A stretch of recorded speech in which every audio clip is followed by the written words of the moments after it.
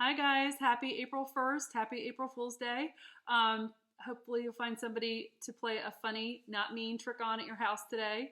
Don't play a trick on your teacher. um, so today our moon phase is going to be still a first quarter moon. You can still see about, 45% of the moon phase tonight if you go look. Tell mom and dad to go ahead and, if they have a chance, to tell you the sunrise and sunset time. And then you can go ahead and use our timeline to fill that out and see what our length of day is going to be for today. We have actually gotten to a point where we are finished with Unit 8. So good job. You did some of this by yourself at home. So great job. Today for Unit 8, we're going to do the preview math boxes. These are a preview for Unit 9. Go ahead and give it your best shot. There will be an answer key in our Google Classroom because sometimes the preview math boxes have problems that are going to show up in the next unit, and so they're just seeing if you can use your problem solving skills to figure them out before we go over them together. So give this your best shot and then check it in Google Classroom, and then to have it either upload or have mom or dad text me an image of this when it's done. And we're going to tackle our Unit 8 assessment. We're going to do it a little bit differently. Now, I talked to Addie Griswold yesterday, and she agreed that you guys would be fine with doing it this way. So I actually think you will like it better. So since we're at home and we're not in our usual learning environment, we're going to skip the practice test. So everybody has this practice test in your file folder for week 2, except for Cole. But everybody else has this in your, we're not going to do it. So you can take it out and recycle it, and then you're going to go right to the Unit 8 assessment for today. I'm going to go over this with you step by step. So if you need to stop my video and pause it to complete something, go ahead and do that. Okay? We're going to go, but listen carefully as I read this. And then when you're all done, I need you to have mom and dad text me an image of all the pages you've completed, or you can upload it to Google Classroom. But this is an assessment. I am going to check it and grade it. So make sure I get it. Okay?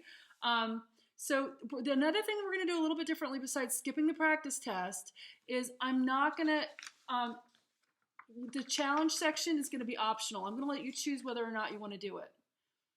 If you choose to do it and it hurts your final grade, then I won't count it against you. So that's the two things that are a little bit different. If you usually do the challenge, I want you to tackle the challenge for me. If you usually do challenge activities for math, go ahead and try this.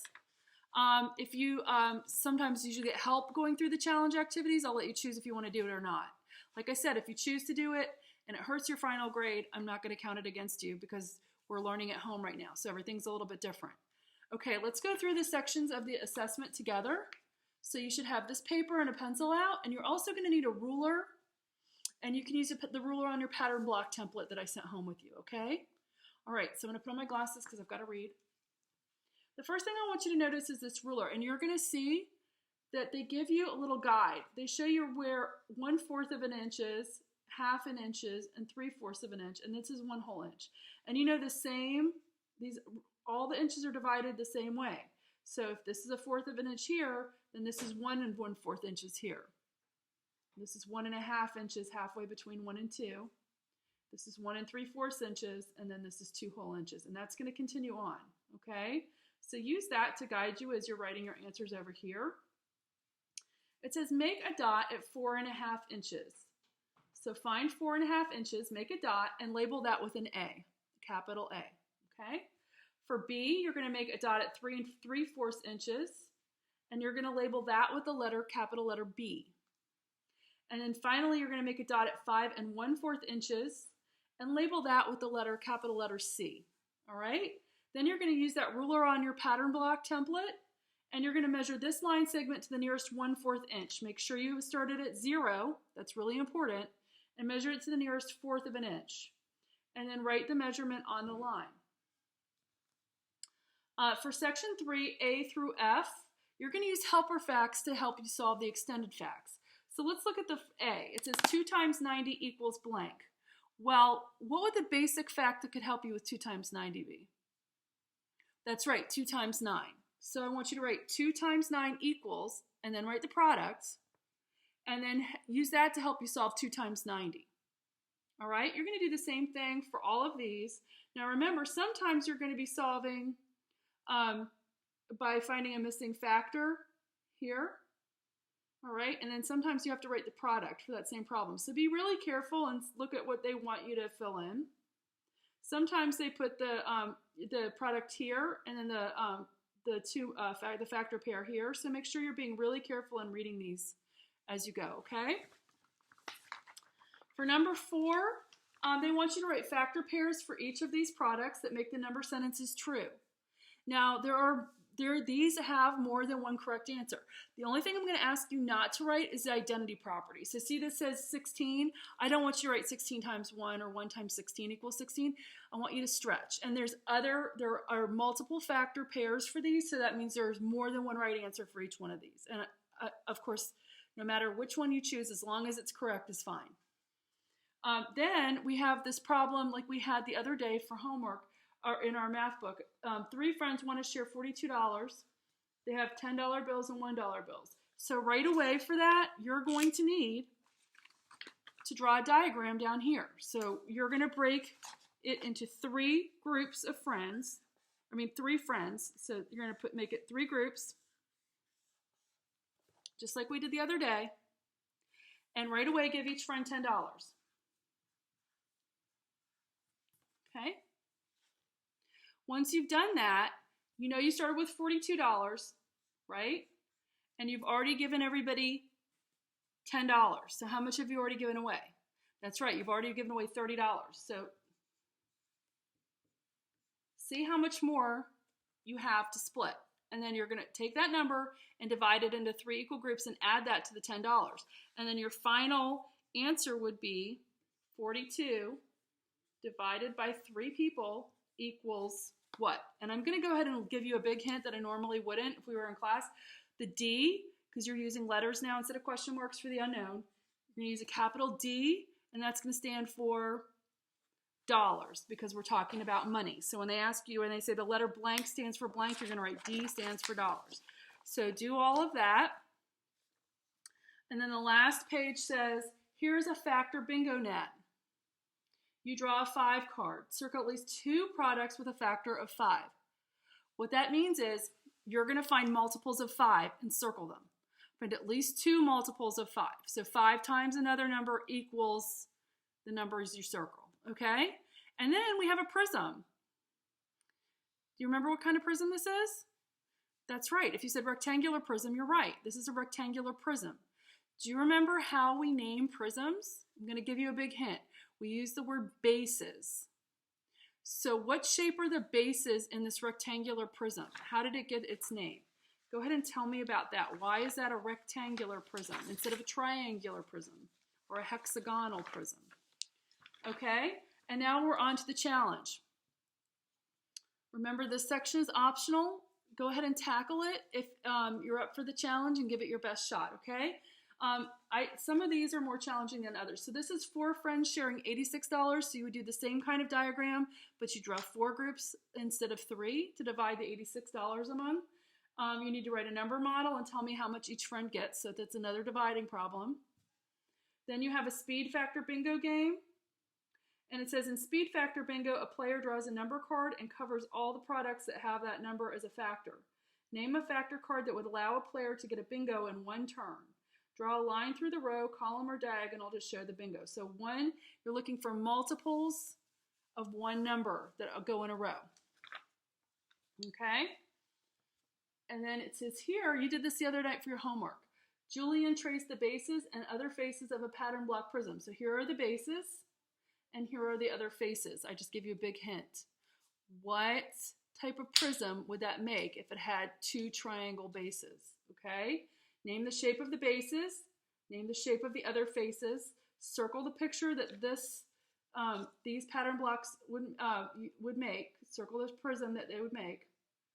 And then it says, Lewis says this is a rectangular prism. Do we agree? Remember, prisms are named for their bases, not their faces. So see if you agree with Lewis. If you don't agree with Lewis, tell me why. If you agree with Lewis, tell me why. All right, that's the Unit 8 test. When you're all, give it your best shot. Be super careful. Please write your name at the top of the paper. and have mom and dad text or email it to me. The other thing I'm going to tell you that's a little bit different is on the back, you don't need to send this to me. This is just for you to think about. I want you to go ahead and fill out the self-assessment and think about the different skills we've covered in Unit 8. And if they're super easy, you can do them by yourself. Or if maybe you need some extra help with them. And if you need extra help with them, those are the good ones that as we go on in the math boxes, make sure you practice them and get the help you need, okay? The only other thing we're going to do today is language arts, and I'm going to keep it short and sweet for you, okay? So that way you can go on and do some other things today, like work on your biography notes and reports. All right, so we are going to work on pages 129 and 130 for spelling. 129 and 130. This is going to be a little bit different. Usually we do spelling and then some reading on Wednesdays, but today we're going to do spelling and grammar. Okay, so this is going to be a little different, so just hang in there with me. So you're going to fill this in. There is going to be an answer key in the Google Classroom, so you can go back and check your work if you're not sure. And then down here, part B says, compare the words hoped and dropped. How are they alike? Well, they both have the ED ending, right? So you can say that. Hoped and dropped both have the ED ending. How are they different? Well, hoped has a long vowel. O, you can hear the hoped. And dropped has a short vowel, ah. There's O is short and dropped. So when you have long vowels, you don't double the final consonant, but when you have short vowels, you do. So you can say the final consonant is not doubled for hoped, but it is for dropped. So 2 P's for dropped, only 1 P for hoped, okay? So like I said, the answer key is going to be in your Google Classroom. You can check your work. You're also going to do page 130, and the answer key will also be in there for that. And then we're going to skip the spelling test. We're going to save that for Friday, and we're going to go to our grammar handbook section. Okay? Today we're going to talk about subject and object pronouns. And we remember pronouns take the place of nouns. So subject pronouns tell who or what did an action in a sentence. I, you, he, she, it, we, and they are subject pronouns. Read the sentences below. Look for examples of subject pronouns. He cooks dinner. It is time to eat. We sit at the table. She and I wash the dishes. Can you help dry the dishes? So subject pronouns are who or what is doing the action. So I would think my husband, Chris, cooks dinner a lot. He's good at grilling. So he cooks dinner. Instead of saying Chris cooks dinner, I'm saying he cooks dinner, okay? Object pronouns come after an action verb. So they come after an action verb or preposition, such as for, at, of, on, with, about, and to. So the pronouns me, you, him, her, it, us, and them are object pronouns. So let's look at these examples of object pronouns in these sentences. Mom and Dad called us downstairs. My sister and I gave them our attention. Tell us about our vacation, my sister and I said. Let's start it today. So Mom and Dad called us. Us in this case is my sister and I. My sister and I gave them, that's our parents, our attention. Tell us about our vacation, that's my sister and I again. And let's start it today. So you'll see in the object pronouns, the verb is in front of it, like called us, gave them, tell us, start it, okay? So if you need help, go back and refer to these 2 pages. Also remember when you do the grammar pages, there's always a review at the top. Okay, the first grammar page you're going to do today is 106, and that's subject pronouns. And it is a 2-step part, so you're going to circle the correct subject pronoun and write it on the line. 2 steps today. And then the next page gives you a really short review about an object pronoun. And you're going to do the same thing on this page, which is 107. Circle the correct object pronoun for the sentence and write it on the line. That's it. That's it for language arts today. I'm keeping it short and sweet, so this is a good day to go ahead and catch up you can start working on your biography report if your notes are done. If you were still finishing your notes, wrap them up. Go ahead and finish that today because that's all the language arts you have are those spelling and grammar pages. Easy peasy. What do I need you to send me today? I need you to send me your math box page for 8-9. And I need, obviously, the Chapter 8 unit test. Don't forget, recycle the practice test. We don't need it. The unit test looks like this. This is what I need. I need you to finish this and have mom or dad text it to me or upload the image to Google Classroom. Remember, I am checking it. It is worth a grade, so do your very best. You guys have a great April Fool's Day. Hope nobody tricks you too hard. Bye.